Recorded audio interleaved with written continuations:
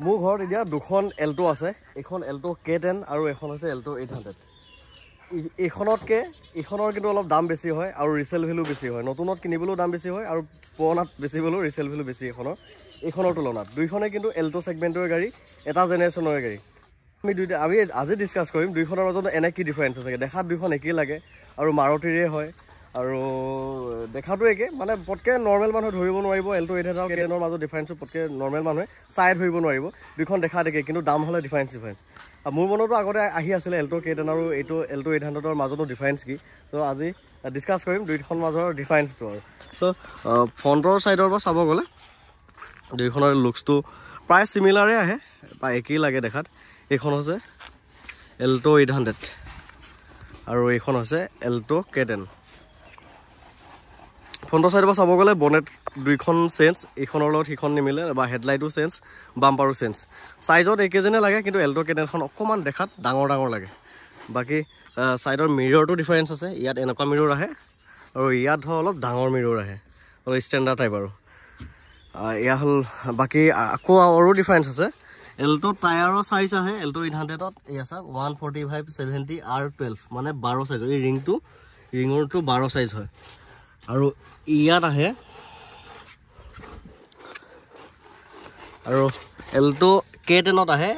155/70 R13 মানে ৰিংটো এই ৰিংটো মানে 13 সাইজ আহে তাৰমানে এল্টো 800 তকে এল্টো K10 ৰ গ্ৰাউণ্ড ক্লিয়াৰেন্সটো বেছি মানে ওখ অলপ গাড়ীখন বেছি ওখ হয় গতিকে হেয়া এটা পইণ্ট হল দামটো বেছি হোৱাৰ কাৰণ আৰু ইন্টেৰিয়ৰ ফালৰ পৰা চাব গলে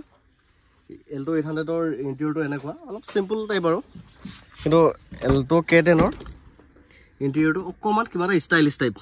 অলপ হলো ষ্টাইলিশ অলপ বেলেগ লাগে দেখাত আৰু ভাল লাগে দেখাত ধৰক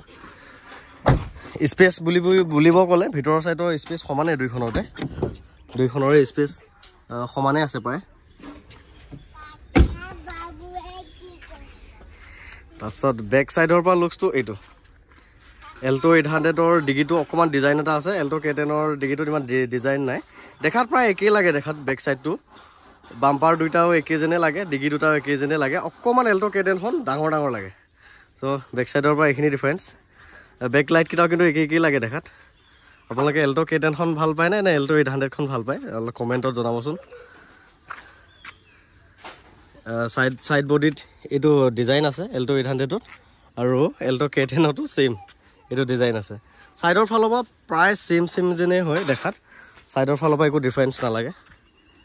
এয়া চাও এল্টো K10 ৰ সাইড প্ৰফাইলটো আৰু এয়া আছে এল্টো 800 ৰ সাইড প্ৰফাইলটো দুইটা সাইড একেই লাগে দেখাত সেমে লাগে কিন্তু দুইখন গাড়ীৰ দাম বেলেগ আকৌ আৰু ডিফাৰেন্স আছে দিনৰ ফালৰ পৰা চাব গলে এল্টো 800 ত আহে 800 cc ইঞ্জিন যেহেতু নামে এল্টো 800 আৰু এল্টো K10 ত আহে ওয়েগনাৰ ইঞ্জিন ইয়াত ক্ৰে সিৰিজৰ ইঞ্জিন আহে এল্টো K10 ত ইয়াত আহে 1000 cc ইঞ্জিন কিন্তু মাইলেজৰ ইমান ডিফাৰেন্স নাই দুইখনতে 20 প্লাস মাইলেজ পাব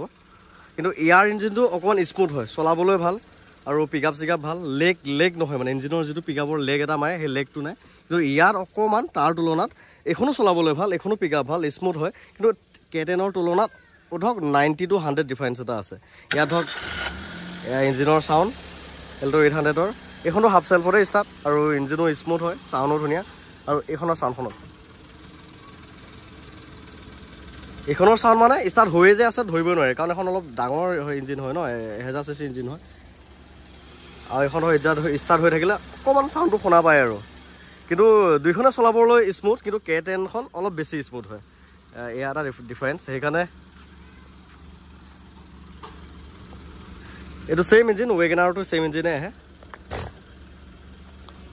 গতিকে এইকেইটা হৈছে মেজৰ ডিফাৰেন্সৰ কাৰণে এল্টো 800 তকে K10 ৰ ডিমান্ডটো বেছি হয় এল্টো 800 টো বহুত ডিমান্ডেড গাড়ী সেকেন্ড হ্যান্ড মাৰ্কেটত কিন্তু তাৰ তুলনাত K10 খন অলপ বেছিকৈ ডিমান্ডেড হয় এইকেইটাই হৈছে ৰিজন আৰু গতিকে এল্টো 800 ভাল পোৱা মানুহে 800 লয় আৰু K10 ভাল পোৱা মানুহে কেটকমান বেছি দাম ভৰি K10 খন লয় সো এইখিনি মেজৰ ডিফাৰেন্স আছিলে বাকি কিন্তু ইঞ্জিনৰ সিস্টেমবিলাক চাব গলো হেকে ইয়াত K10 ৰ ইয়াতে চেসিস নাম্বাৰ আহে আকৌ 800 ৰ ইয়াতে চেসিস নাম্বাৰ আহে তেনেকৈ আৰু সাসপেনশন বিলাক অলপ বেলেগ হয় টায়াৰৰ সাইজ বেলেগ মেজৰ কিছুমান ডিফাৰেন্স আছে সেইখিনি ডিফাৰেন্সৰ কাৰণে এল্টো K10 খনৰ দাম বেছি হয় তো সেইখিনি আৰু আগতে মই ভাবোঁ দেই দুইখন গাড়ী একেই লাগে দেখাত কিন্তু কিনো ডিফাৰেঞ্চ আছে K10খন মানুহে ইমান বিচাৰে গতিকে এইখিনিয়ে হ'ল মেজৰ ডিফাৰেঞ্চ